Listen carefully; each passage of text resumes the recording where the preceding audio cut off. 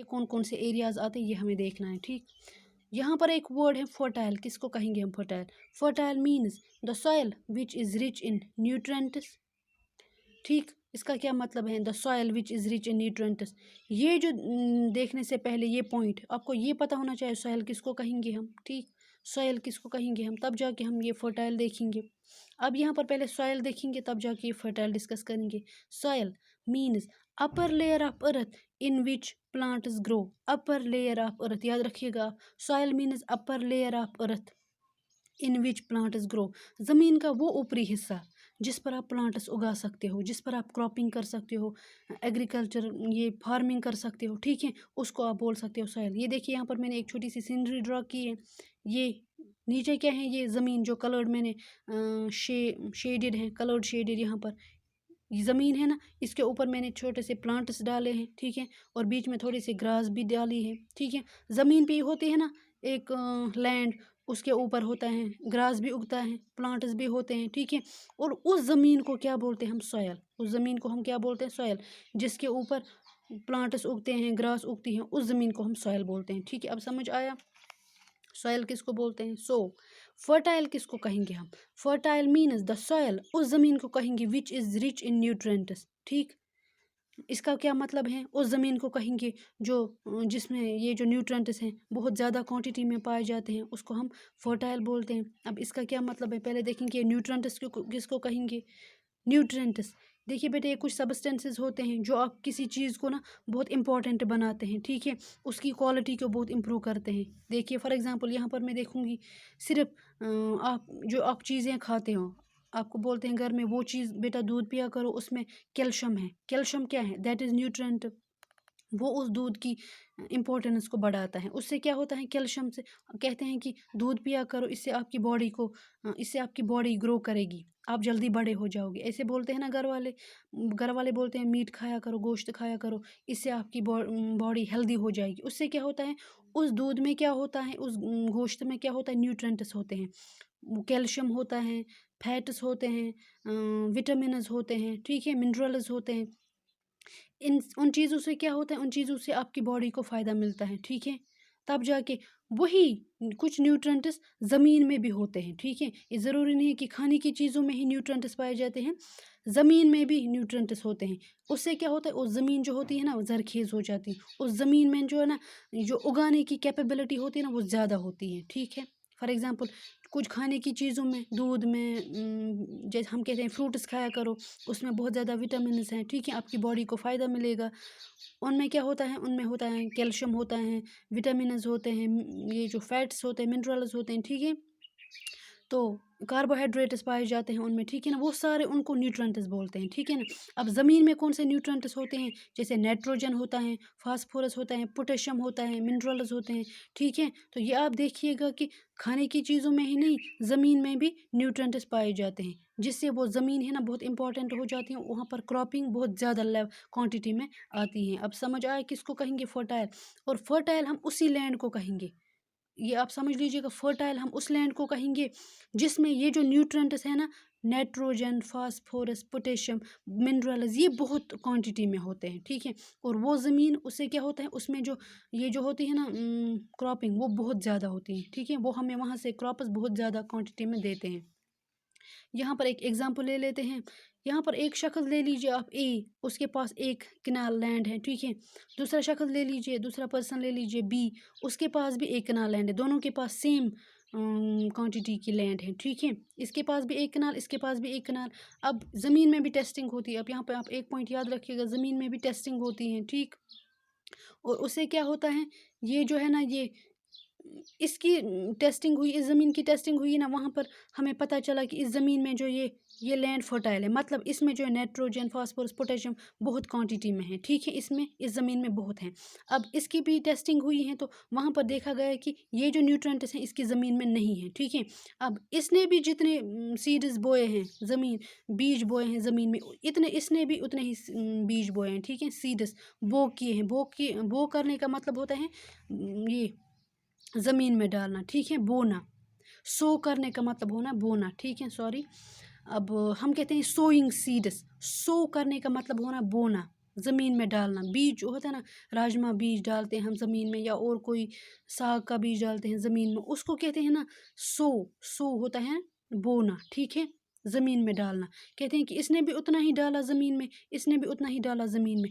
अब जब लास्ट पे हमने देखा इसकी जो फसल है ना वो बहुत ज़्यादा क्वांटिटी में होगी as compare to this person, इसकी बहुत कम क्वांटिटी में हुई है, ठीक है, बिकॉज इसकी जो लैंड थी ना वो फर्टाइल लैंड थी, इसकी नहीं थी, ठीक है। अब समझ आया, फर्टाइल किसको कहेंगे, उस ज़मीन को कहेंगे जिसमें ये जो न्यूट्रेंट्स है ना बहुत क्वांटिटी में पाए जाते हैं। अब समझ आया।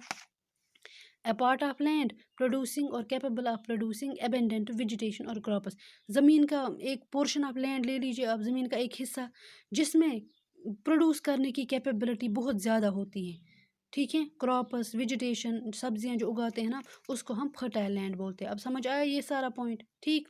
अब आगे चले, नॉर्दर्न प्लेन्स।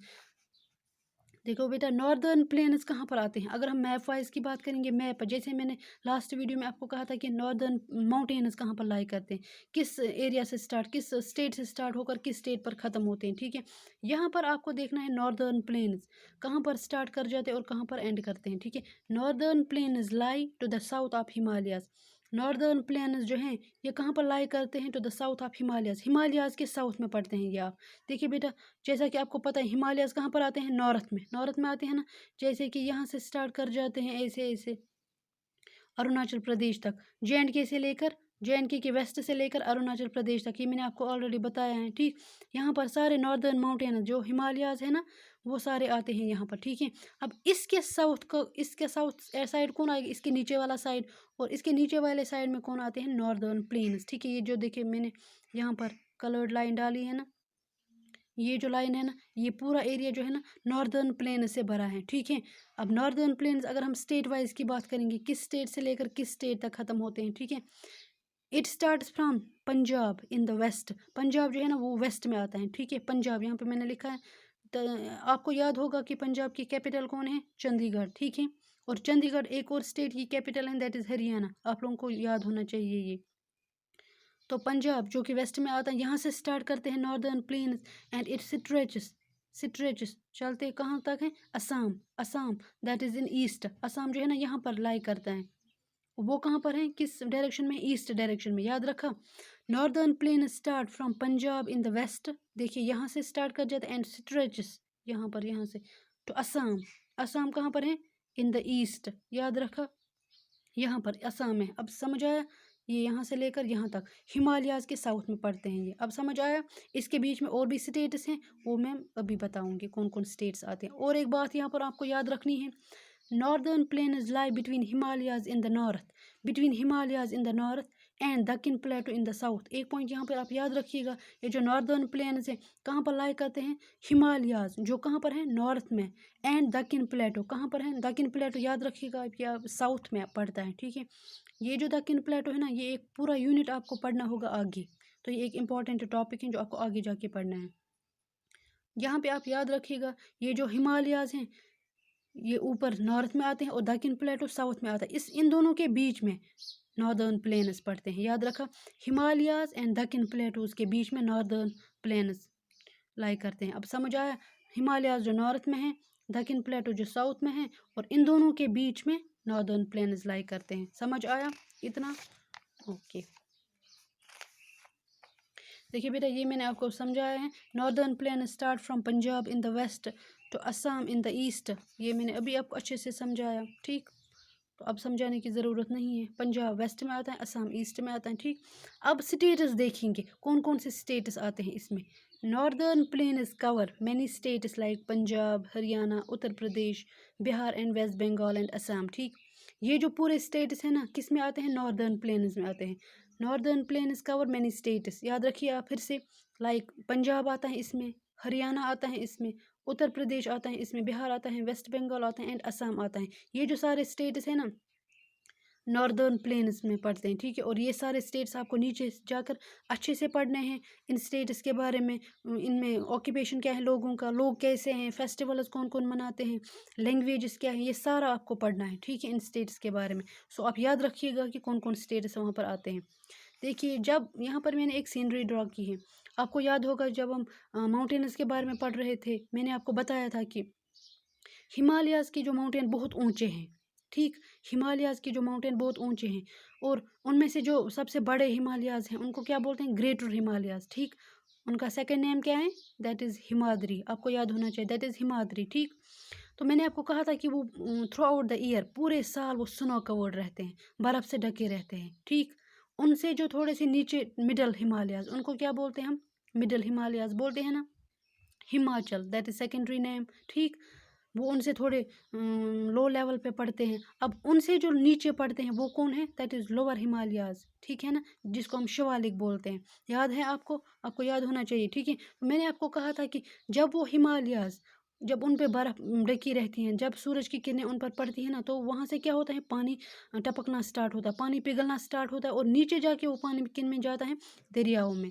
आपको पता याद होगा इंडियाज़ के लार्जेस्ट रिवर्स के नाम, जैसे गंगा, यमुना, ब्रह्मपुत्र, कावेरी, ये सब लार्जेस्ट रिवर्स है ना इंडिया के। तो वो रिवर्स है ना माउंटेन्स के नीचे पड़ते हैं, नॉर्दर्न प्लेन्स में। ये जो प्लेन मैंने एरिया यहाँ पर दिखाया है ना, ये समझ लीजिए यहाँ पर वो सारे दरियाज पड़ते हैं। ठीक है। ये जो जो लार्जेस्ट रिवर्स ऑफ इंडिया है ना, वो सारे यहाँ पर लाई करते हैं, हिमालयाज़ के नीचे स्ट्रेट। ठीक।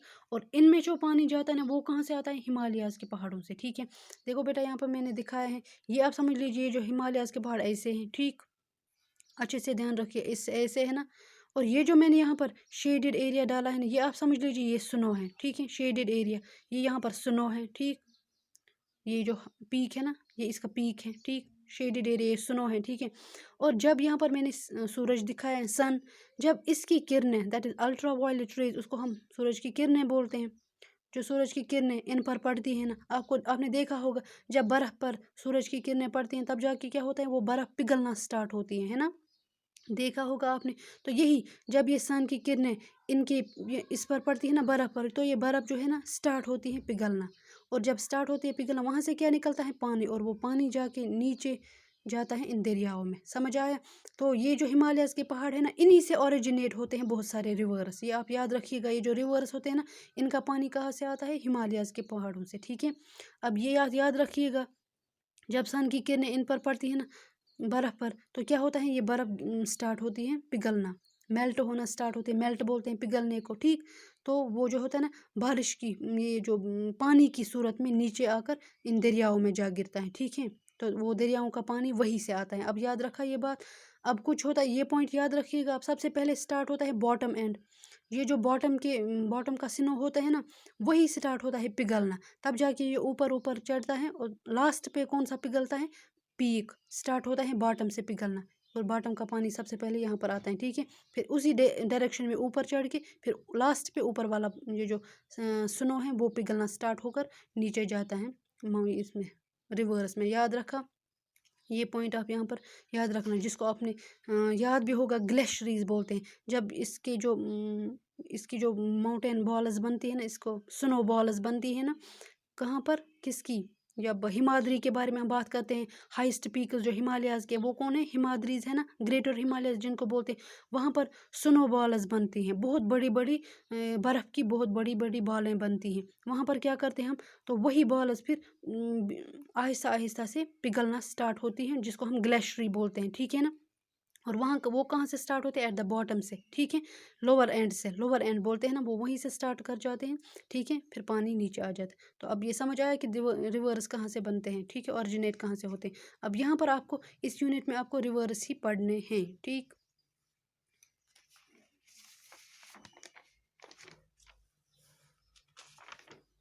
अब देखिए बेटा, यहाँ पर important rivers of northern plains कौन कौन है। ठीक। ये आप याद रखिएगा, the Sutlej river, the Ganga river, the Brahmaputra river. ये जो तीन रिवर्स है ना, important rivers of northern plains, याद रखिएगा आप। ये तीनों river, Sutlej river, Ganga river and Brahmaputra river, ये तीन रिवर्स नॉर्दर्न प्लेन्स में हैं। और ये आपको तीनों रिवर इन डिटेल में पढ़ने हैं, याद रखिएगा आप। So these rivers divide northern plains into 3 river basins. ये जो तीन रिवर्स है ना, ये नॉर्दर्न प्लेन्स को 3 रिवर बेसन्स में डिवाइड करता है। अब वो 3 रिवर बेसन्स क्या हैं, वो हमें देखने हैं। The Sutlej river basin first, second one is the Ganga river basin, and the third one is the Brahmaputra river basin. याद रखा, ये जो तीन रिवर्स है ना, ये जो तीन रिवर्स है ना, ये जो नॉर्दर्न प्लेन्स है ना, इन तीन रिवर्स को 3 रिवर बेसन्स में डिवाइड करते हैं। ठीक है। नॉर्दर्न प्लेन्स के इंपॉर्टेंट 3 रिवर्स याद रखिएगा फिर से, Sutlej river, the Ganga river and Brahmaputra river. और जो ये रिवर्स है ना, ये तीनों रिवर, ये नॉर्दर्न प्लेन्स को डिवाइड करते हैं इन 3 रिवर बेसन में, द सतलुज रिवर बेसन, द गंगा रिवर बेसन, द ब्रह्मपुत्र रिवर बेसन। और यही 3 रिवर बेसन आपको इस यूनिट में इन डिटेल में पढ़ने हैं, ठीक है। सो अब वो हम नेक्स्ट वीडियो में पढ़ेंगे इंशाल्लाह इंशाल्लाह। तब तक अल्लाह हाफिज़।